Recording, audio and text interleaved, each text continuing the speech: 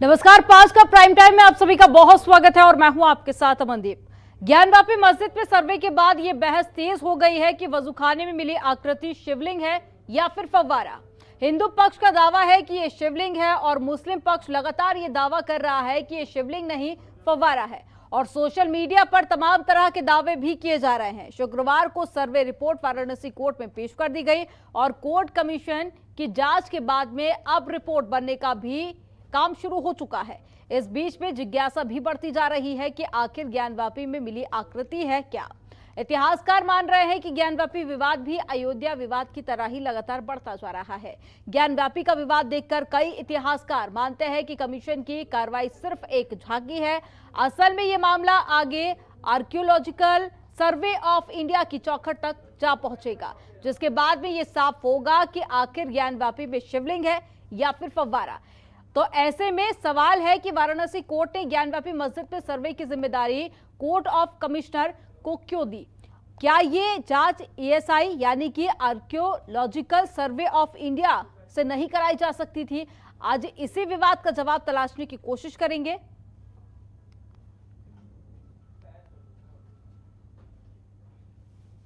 तो दो खास मेहमान हमारे साथ में जुड़ गए हैं। डॉक्टर अमरेंद्र नाथ जुड़ गए हैं, पूर्व निदेशक हैं एएसआई से।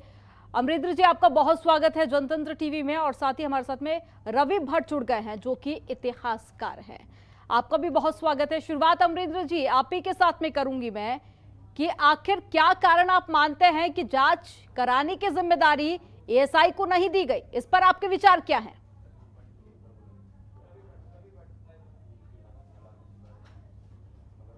कर सकता हूँ, ये तो न्यायिक मामला है और न्यायालय से जो स्थिति निकल के सामने आएगी और उसके बाद जब सरकार के सामने आती है, केंद्र सरकार के सामने में, तो उसके बाद है सो आर्कियोलॉजिकल सर्वे ऑफ इंडिया की स्थिति पैदा होती है। उससे पहले हमारी तरफ से कोई टिप्पणी नहीं है, न्यायालयिक प्रक्रिया में हमें कुछ कहना नहीं है। ठीक है, इस पूरे मामले को लेकर सभी लोग अलग अलग दावे कर रहे हैं, उस पर आपके क्या विचार है उसका भी मैं आपसे जवाब लूंगी, लेकिन उससे पहले रवि भट्ट जी का रुख कर लेते हैं। रवि भट्ट जी, सवाल देखिए ये भी खड़ा हो रहा है कि अगर एएसआई से इसकी जांच कराई जाती तो विश्वास कहीं ना कहीं और ज्यादा बढ़ जाता। कहा यह भी जा रहा है कि आखिर में ये एएसआई की चौखट पर भी जाएगा मामला, इस पर आपके क्या विचार है?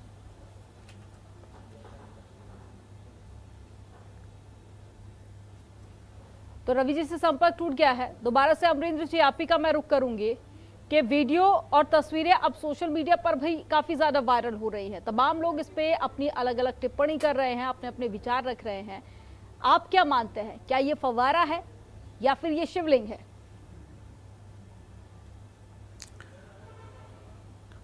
ये फव्वारा तो नहीं है और जो फोटो दिखाई जा रही है उसमें साफ दिखता है कि उस शिवलिंग के ऊपर या जो हेमिस्फेरिकल सिलेंड्रिकल हेमिस्फेरिकल टॉप के ऊपर एक डिस्क नुमा चीज़ चिपकाई गई है बाद में, और ऐसा लगता है कि इसके साथ छेड़छाड़ हुई है और वो काफ़ी दिखाई पड़ता है।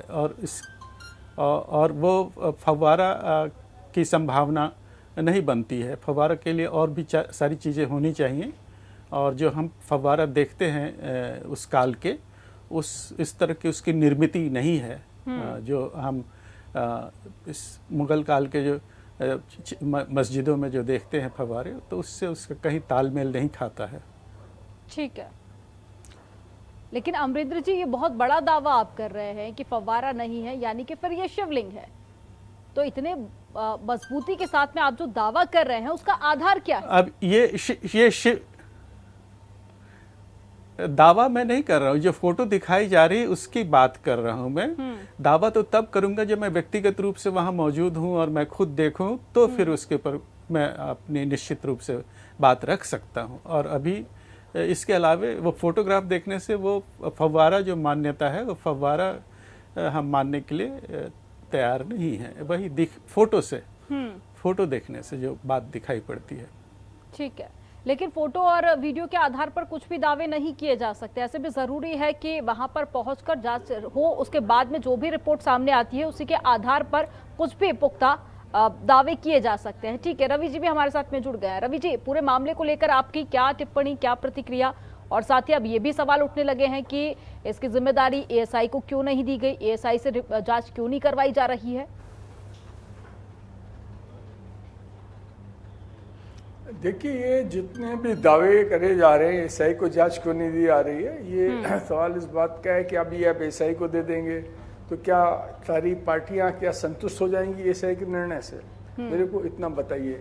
देखिए, इसमें जो मेरी राय ये है कि इसमें प्रॉब्लम ये है कि आप, जैसे कहावत है कि आप सोते को तो जगा सकते हैं पर जगे हुए को नहीं जगा सकते हैं। इसी ढंग से जो दोनों ही पार्टियां हैं, दोनों पक्ष हैं, वो इस बात को मान के दे आर नॉट ओपन। उनको ऐसा लगता है कि वो जो सोच रहे हैं केवल वही सत्य है, सत्य इसके अलावा नहीं है।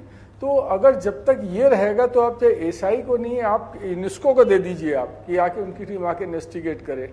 अगर उनको नहीं मानना है तो वो उसको नहीं मानेंगे। दोनों ही पक्षों की मैं बात कर रहा हूँ, मैं किसी एक पक्ष की बात नहीं कर रहा हूँ। तो इसके पीछे अगर आप, मेरी अपनी ये राय है कि ये आप कोर्ट के अंदर या आप एएसआई से या किसी भी गवर्नमेंट एजेंसी के थ्रू इसका सॉल्यूशन निकलना बहुत मुश्किल है। इसका सॉल्यूशन केवल एक निकल सकता है कि अगर आप दोनों ही पक्षों के उन धार्मिक नेताओं को जो इसको स्पीयर हेड कर रहे हैं, जो इसके मुखिया हैं, जो इस कैंपेन को लेकर दोनों तरफ से चल रहे हैं, एक 5, 10, 15 लोग हो सकते हैं जो मुख्य तौर पर उस एक संप्रदाय विशेष को, दोनों तरफ के संप्रदाय के विशेष के लोगों को कि आगे अगुवाई कर रहे हैं। अगर इन लोगों की एक मीटिंग करा दी जाए, सरकार भी वहां पर बैठ जाए, सरकार का पक्ष बहुत मजबूत नहीं होगा इसके अंदर। सरकार इसके अंदर केवल एक ये देख सकती है कि एक जगह पर मीटिंग इनकी हो रही है और आपस में बैठ के ये तय हो जाए कि देखिए जो मुस्लिम पक्ष है उसको हमेशा से ये डर है कि आज अगर हमने उनको ज्ञानव्यापी दे दिए, बाबरी चली, जैसे उनके हिसाब से ज्ञानव्यापी चली गई, उनके हिसाब से कल को मथुरा भी चला जाएगा। और इसका ये कहना चाहिए आपको ज्ञानव्यापी, ये यहाँ पे ज्ञानव्यापी मस्जिद भी चली जाएगी। तो उनको डर है कि ऐसे फिर और तमाम रोज ना रोज कोई ना कोई बात उठती रहेगी और मंदिरों की भी रीजनल स्तर पे जो मंदिर है उनके भी वापस लेने की बात हो सकती है। ये उनका भय है। तो उनके भय को दूर करने के लिए कहा जा सकता है कि जो हिंदुओं के सबसे महत्वपूर्ण मंदिर है, ये तो सब लोग जानते हैं, मथुरा, काशी, ये जो हैं यहाँ पर, ये लोग बहुत ही इंपॉर्टेंट यहाँ पर हैं। तो इनको लेने के बाद में अगर और इन दोनों ही संप्रदाय के कोई और लोग अपना ये पक्ष रखते हैं कि नहीं साहब हमको ये मंदिर भी चाहिए, वो कोई बहुत अज्ञात सा मंदिर वो भी चाहिए, तो उसमें ये पक्ष लोग, ये जो धार्मिक नेता हैं, ये अपने पक्ष के उन लोगों का साथ नहीं करेंगे, उनकी अगुवाई नहीं करेंगे। जब उनकी अगुवाई नहीं करेंगे तो नेचुरली जो लोग छुटभैया टाइप के लोग जो होते हैं, जो कहीं दोनों ही पक्षों के कुछ न कुछ वाद विवाद करने के लिए कोई गया कोर्ट के अंदर, उसने डाल दिया, एक अर्जी डाल दी, तो उन लोगों को जब पता होगा कि उनको लाइमलाइट नहीं मिलनी है, और मीडिया को भी थोड़ा सा इसमें रोल करना पड़ेगा।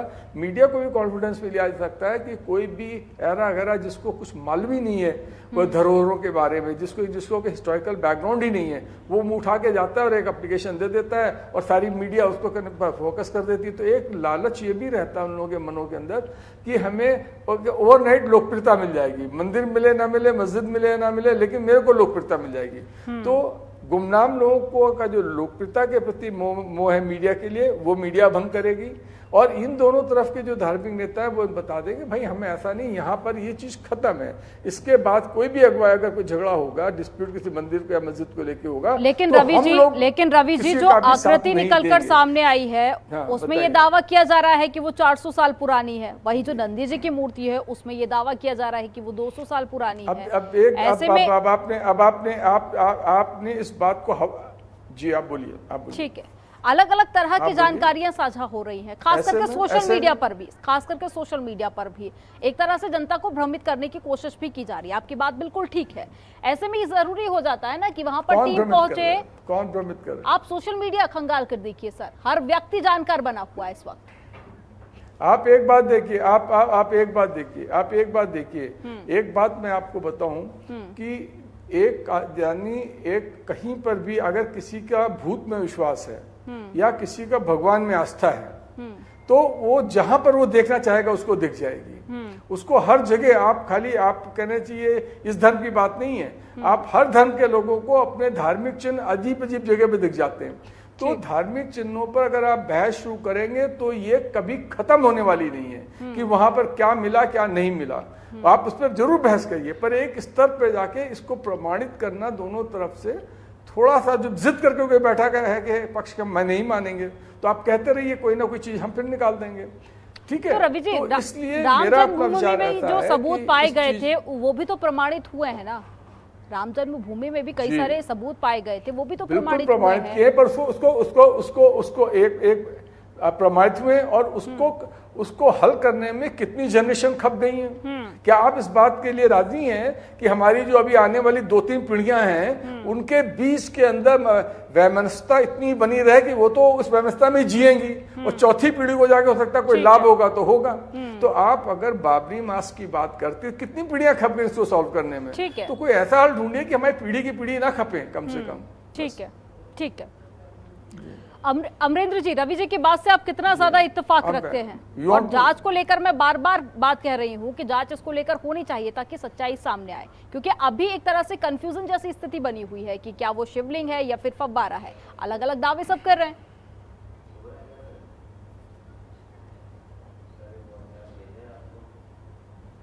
अब बिना देखे हुए इसके ऊपर कोई टिप्पणी नहीं कर सकता हूँ। व्यक्तिगत रूप से जब मैं देखूंगा तभी कुछ कह सकता हूँ, नंबर 1। नंबर 2 कि जो आप कह रही थी 200 साल 400 साल पुरानी चीज़ें मिली हैं, वो उसमें उसको मैं थोड़ा सा सुधारना चाहता हूँ। जो वस्तुएं वहाँ दिखाई पड़ रही थी उसमें जो फोटोग्राफ्स देखे जा रहे हैं उसमें 6ठी शताब्दी ईस्वी पूर्व के अलंकृत स्टोन के अवशेष हैं, पुरावशेष हैं। और उसके बाद जो दीवार है वो निश्चित रूप से 9वीं 10वीं शताब्दी ईस्वी के हैं। और उसके ऊपर जो डोमिकल स्ट्रक्चर है वो औरंगजेब काल के हैं। और वो ये इतने तीन चीज़ें जो साफ साफ दिखाई पड़ती हैं। और अलंकरण का जहाँ तक सवाल है, वो दीवार में जो अलंकरण है जो बाहर की तरफ से दिखाई पड़ते हैं, वो तोरण है, लॉजेंज पैटर्न है, सीरीज ऑफ फ्रीजेस हैं। तो इस तरह की जो मोल्डिंग्स हैं वो अमूमन मस्जिद के दीवार पर नहीं दिखाई पड़ती हैं। और इसलिए ऐसा लगता है कि ये अवशेष कहीं न कहीं ये मंदिर की दीवार रही होगी। तो ऐसा संभवतः लगता है फोटो देखने से। ठीक है अमरेंद्र जी, ये आप दावे फोटो और वीडियो के आधार पर कर रहे हैं, यानी कि अगर वहां पर एएसआई पहुंचती है, टीम पहुंचती है, जांच करती है, तो कई बड़े खुलासे और हो सकते हैं। क्या आप भी ये मानते हैं कि आने वाले वक्त में ये जांच का जो जिम्मेदारी है वो एएसआई के पास में आ सकती है? और अगर ऐसा होता है तो कितनी ज्यादा मदद मिलेगी इस पूरे मामले के खुलासे में?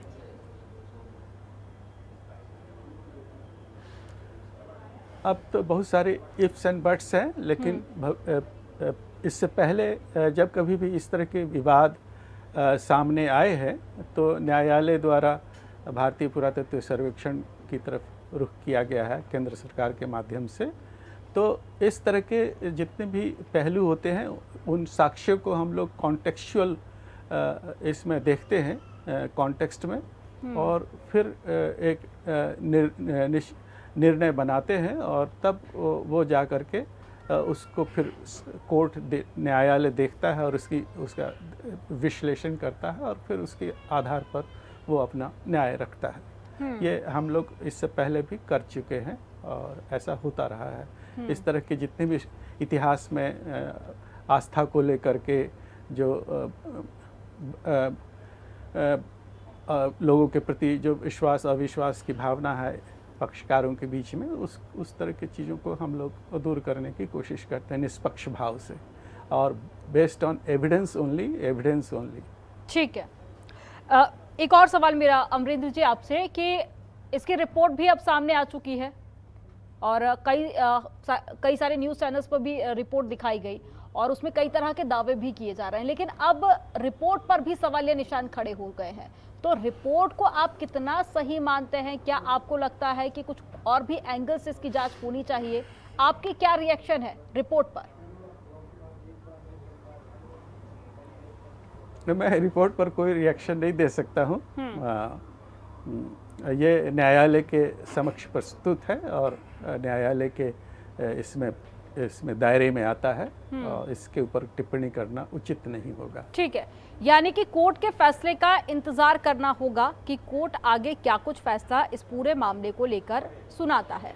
ठीक है रवि जी, अब देखिए विकल्प एक यही बचता है कि कोर्ट के फैसले का इंतजार किया जाए कि कोर्ट क्या फैसला सुनाता है। हालांकि राजनीतिक पार्टियों में जरूर सरगर्मी देखी जा रही है, लेकिन विकल्प एक ही है कि कोर्ट क्या फैसला लेता है उसका इंतजार किया जाए। अभी ये कुछ भी डिक्लेयर ना किया जाए कि ना तो ये शिवलिंग है और ना ही ये फाउंटेन है।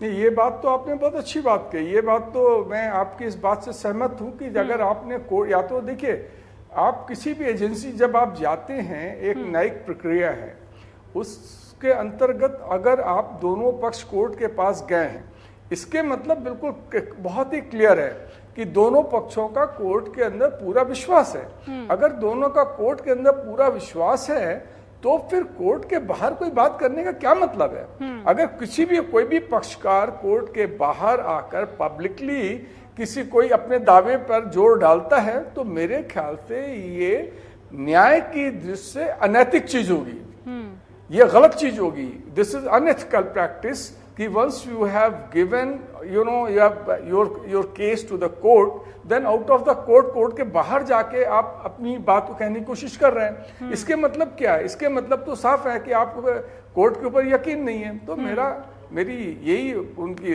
राय है दोनों पक्षकारों की कि कोर्ट के बाहर बयानबाजी से बचें, क्योंकि इस बयानबाजी से सिवाय सांप्रदायिक भावनाएं भड़कने के अलावा कोई दूसरा पर्पस इसका सर्व नहीं होता है।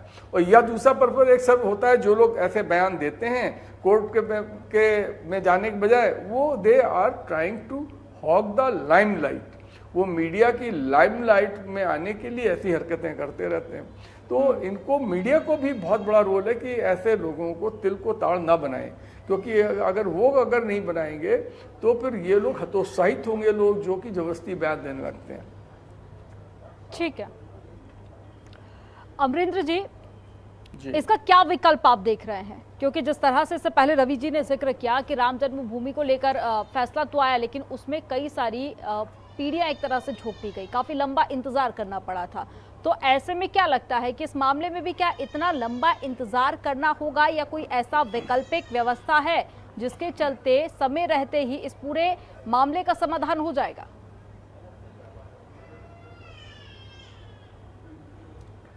यह न्यायालयिक प्रक्रिया के ऊपर निर्भर है और इस पे मैं क्या कह सकता हूँ।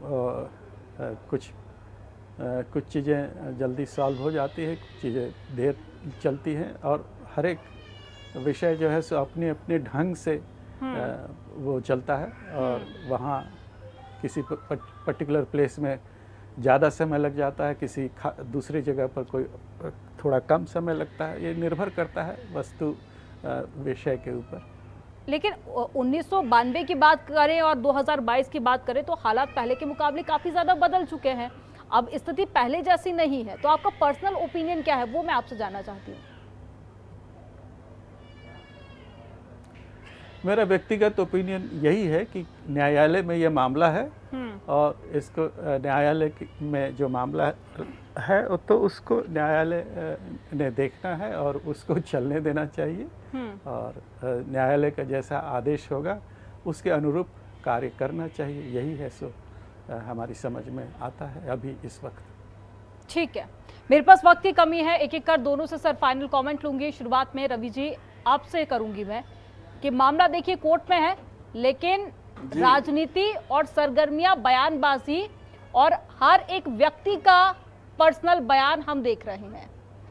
ऐसे में इस पूरे मामले को लेकर क्या समाधान, इससे पहले आपने जरूर बताया, लेकिन वो संभव होता हुआ दिखाई नहीं दे रहा है, क्योंकि कोर्ट के अंदर कुछ और तस्वीरें निकलकर सामने आती हैं, बाहर कुछ और हो रहा है। कल ही हमने तस्वीरें देखी कि 20 से ज्यादा लोग जो नमाज पढ़ने नहीं पहुंचते थे पहले, अब सैकड़ों की संख्या में नमाजी वहां पर पहुंचे हुए थे।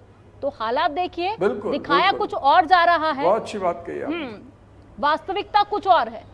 तो ऐसे में कैसे आपने समाधान बहुत अच्छी और बात पूरे कही। मामले को लेकर क्या आपका एग्जैक्टली पर्सनल सर ओपिनियन? देखिए, आपने बहुत अच्छी बात कही कि हाँ, मेरा व्यक्तिगत मेरी अपना व्यक्तिगत राय ये है कि जैसा कि आपने कहा, देखिए आस्था हमेशा तर्क पे नहीं होती है। जैसे कि हमेशा जब भी आप शब्द इस्तेमाल करते हैं आस्था, और यहाँ पर दोनों पक्षों की आस्था का है और न्यायालय तर्क के ऊपर निर्णय देता है, ठीक है ना। तो अब यहाँ पर अगर आपको जल्दी हल चाहिए तो आपको केवल तर्क से काम नहीं चलेगा, ये मैं आपको बता दूं। फिर तर्क पे अगर होगा तो पीढ़ी दर पीढ़ी खपेंगी। तो यहाँ मेरा केवल एक यही कहना है कि मेरी अपनी व्यक्तिगत राय है कि कोर्ट की प्रक्रिया एक तरफ चल रही है, वो जरूर चलनी चाहिए, महत्वपूर्ण है, क्योंकि ये देश कानून से ही चलता है, कोई भी समाज, हिंदुस्तानी कोई भी। लेकिन उसके पैरेलल एक जो है आपके जो एक उनके दोनों पक्षों के बीच में कॉम्प्रोमाइज कराने के लिए, जो कि इसका बेस आस्था के ऊपर कॉम्प्रोमाइज कराएंगे, जो कि ह्यूमनिटी बहुत ह्यूमन अप्रोच होगी, उसका भी प्रयास जारी रहना चाहिए। दोनों में से जहां पर सफलता मिल जाए तो ज्यादा अच्छा है। दो पैरेलल चलेंगे प्रोसेस किसी प्रॉब्लम को सॉल्व करने के लिए, तो जल्दी सॉल्व होने की आशा है। वाकई में तो तालमेल के साथ में इस पूरे मामले का समाधान होना चाहिए, और साथ ही जो भी फैसला होता है कोर्ट का वो सभी को स्वीकार होना चाहिए। ठीक है अमरेंद्र जी, आपका फाइनल कमेंट? जी, यह जो न्यायालय से जो बात निकल करके आती है उसके अनुरूप काम होना चाहिए, यही हम कह सकते हैं इस वक्त। ठीक है, यानी कि कोर्ट के फैसले का अभी इंतजार करने की ज़रूरत है। लेकिन जो अभी आप बता रहे थे कि आप तस्वीरों और वीडियो के आधार पर जो आपने बातें कही कि ये इतने साल पुरानी आकृतियां देखी जा रही हैं, तो क्या आप भी मानते हैं कि इसकी जांच होनी चाहिए? और एक आखिरी सवाल है सर मेरा आपसे, क्या आप ये मानते हैं कि अगर एएसआई के हाथों ये सौंपी जाती है जिम्मेदारी रिपोर्ट की, जांच की, तो जांच बेहतर तरीके से होगी? क्योंकि देखिए जो जिसका काम होता है वही बेहतर तरीके से उसे कर सकता है।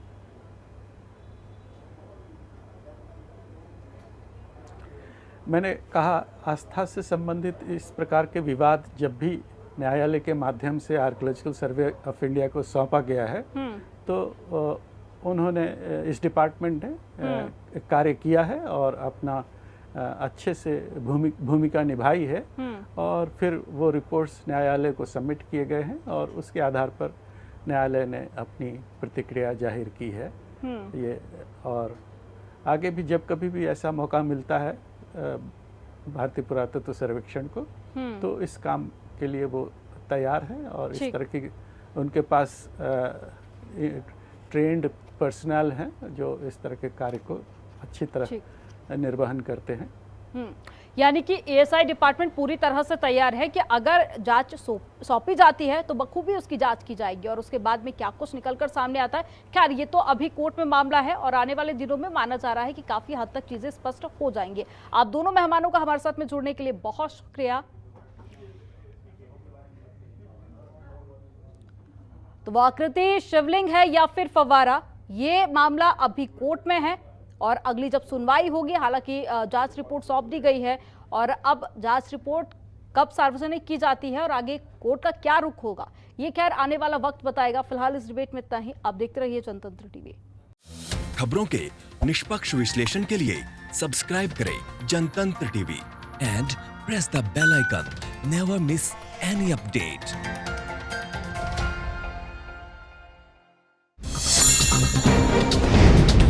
डाउनलोड कीजिए जनतंत्र टीवी ऐप को, जो कि अवेलेबल है गूगल प्ले और ऐप स्टोर पर। अधिक जानकारी के लिए अभी डाउनलोड करें।